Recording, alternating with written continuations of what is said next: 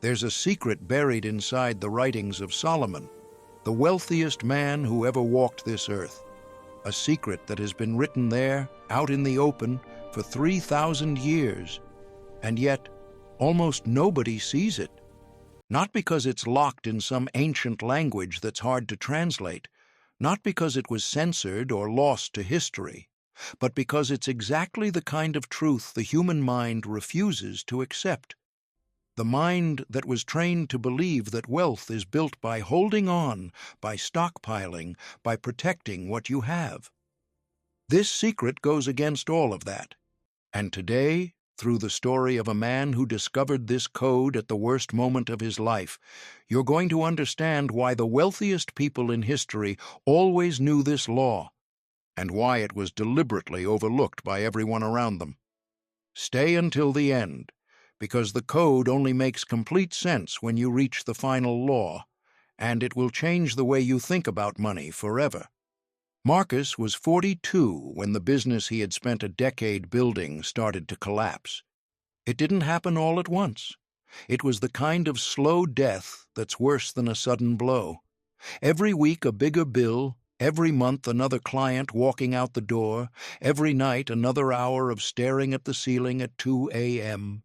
He had tried everything. High-interest loans to patch holes that tore open even wider. New marketing strategies that worked for a month and then died. More and more hours of work that stole years from his life and gave nothing back. It was in the depths of that desperation that he found the writings of Solomon. He wasn't looking for motivation. He was looking for an answer. And that's what he found. Not just one answer, but a set of rules that formed something he came to call a code. A system that governed not just money, but the very mindset behind lasting wealth. But there was one thing that stood out. The code had a central law. A law that seemed completely illogical.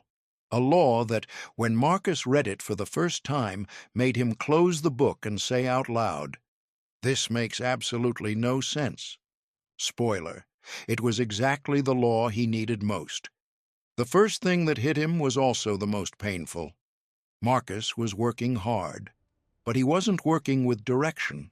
Every decision was a reaction, a desperate move to plug the next hole in the hull of a sinking ship, until he read a single line that stopped him cold. Where there is no vision, the people perish. And then he found another one. The hand of the diligent makes rich, but the lazy hand brings poverty. He didn't have vision, he had panic. And panic with hustle isn't hustle, it's just wasted energy. The first law he applied was this: stop reacting and start planning with vision. He stepped away from the chaos for an entire week. He mapped out where he wanted to be in 5 years, not just in revenue, but in purpose. What real value was his business actually delivering? Why did it deserve to exist? From that point on, every decision, every dollar, every hour of work was measured against that vision. Results didn't come overnight, but for the first time in years, Marcus felt like he had his hands on the wheel. And with that clarity came the ability to see his next big problem. With the vision in place, Marcus had to face a brutal reality. Everything he had, every dollar, every hope, was in one place: the business. If it went under, he went with it. Then he read Ecclesiastes and found a piece of advice that almost sounded like a riddle. Divide your portion to 7 or even to 8, for you do not know what misfortune may occur on the earth. He had been betting everything on a single number, and Solomon, the man who managed more wealth than most modern nations, was saying, never do that. The second law, diversify your seeds. Marcus didn't sell the business. Using the small profit margin his new planning had created, he started planting new seeds: a conservative investment account, an online consulting service in his field, a digital course. Each new income stream was another layer of protection, a lifeboat in case the main ship started taking on water. But what he didn't expect was that diversifying would do something else: take the pressure off the main business.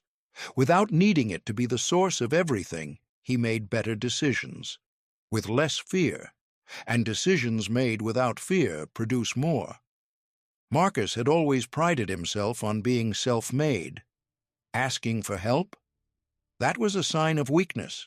He was the owner, the visionary, the guy who figured things out.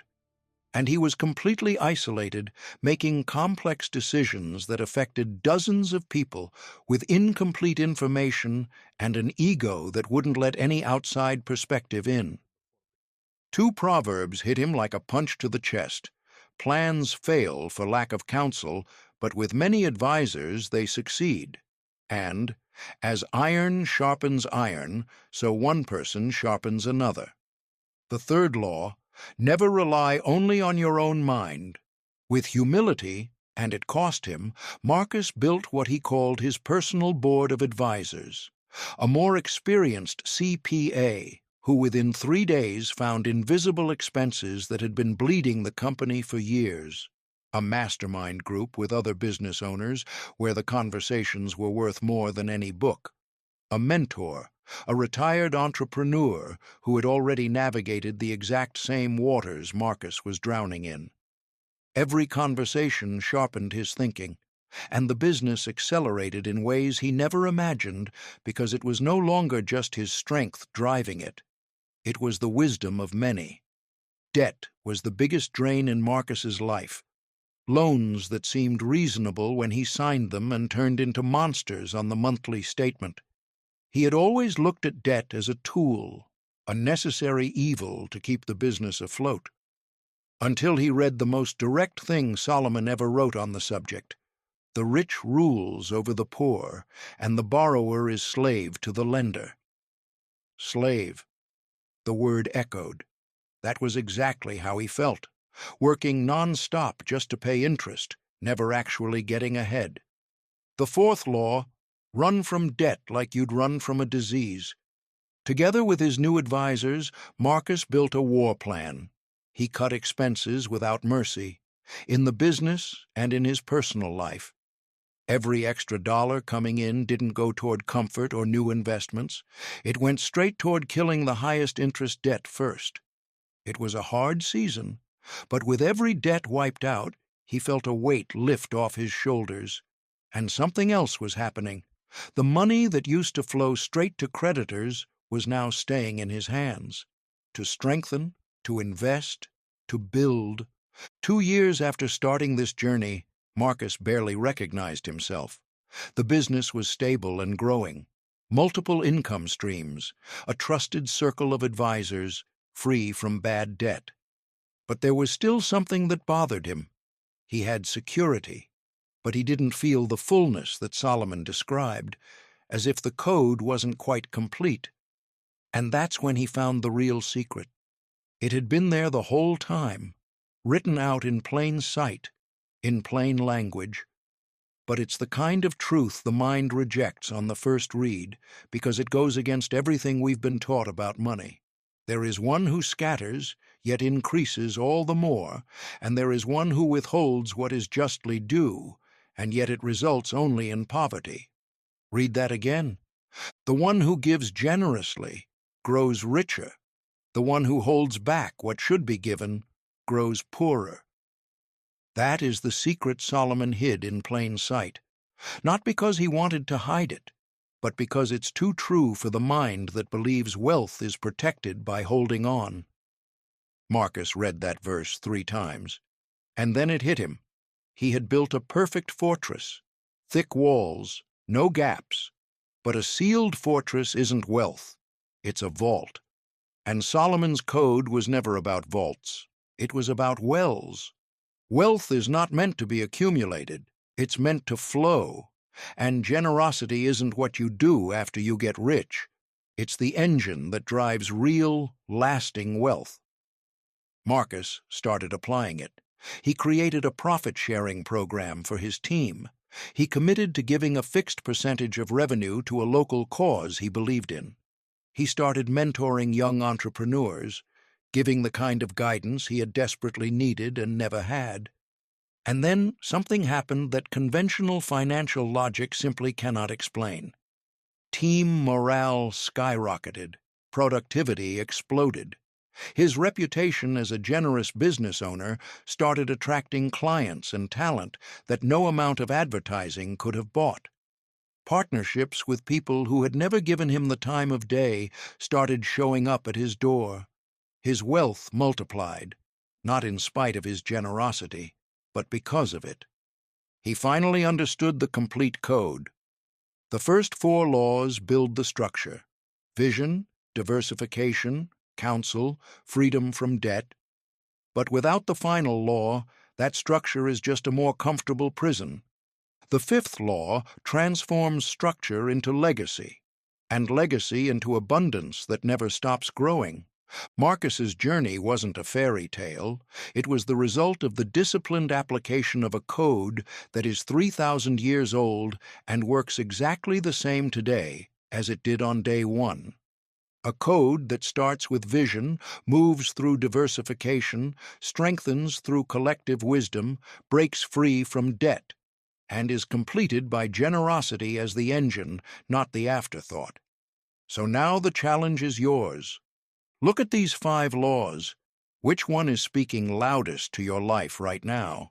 Is it the lack of a clear vision, the urgency to diversify, the humility to ask for counsel, the discipline to attack your debt, or the call to become a well, not a vault? Pick one, just one, and start this week. Whoever watches the wind will never plant. Whoever looks at the clouds will never harvest. The code has been deciphered. Now there's only one question left. Will you use it? If you want to keep uncovering how ancient wisdom applies to your life today, subscribe to the channel and hit the notification bell. What built kingdoms 3,000 years ago is still available for anyone with the courage to follow it.